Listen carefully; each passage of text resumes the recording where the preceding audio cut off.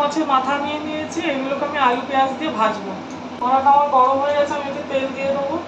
তেলটা আমার গরম হয়ে গেছে, আলু পেঁয়াজ কেটে নিয়েছি, এগুলোকে ভেজে নেবো। এর মধ্যে আমি একটু হলুদ দিয়ে দেবো, একটু নুন দিয়ে দেবো। এখন আমার আলু পেঁয়াজটা ভাজা হয়ে গেছে, আমি তুলে নেবো। কড়াতে আমি একটু কালো জিরে ফোড়ন দিয়ে দেবো। মাথাগুলো একটু নুন হলুদ মাখিয়ে রেখেছি, এগুলো নুন হলুদ মাখিয়ে নেবো। এগুলো এর মধ্যে মাথাগুলোকে দেখুন নিয়েছি, এবার ছেড়ে দেবো। 3টে লঙ্কা নিয়েছি, লঙ্কা 3টে দিয়ে দেবো। মাথাগুলো আমার ভাজা ভাজা হয়ে গেছে, এই আলু ভাজাগুলোকে আমি ওর মধ্যে দিয়ে দেবো। আবার একটু নাড়িয়ে নেবো, নাড়িয়ে চাড়িয়ে নেবো। ভাজাটা আমার হয়ে গেছে, এবার এগুলোকে আমি নামিয়ে নেবো।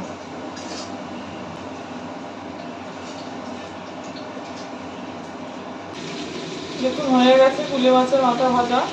এইভাবে বাড়িতে বানিয়ে করে খাবেন, খুব ভালো লাগে খেতে।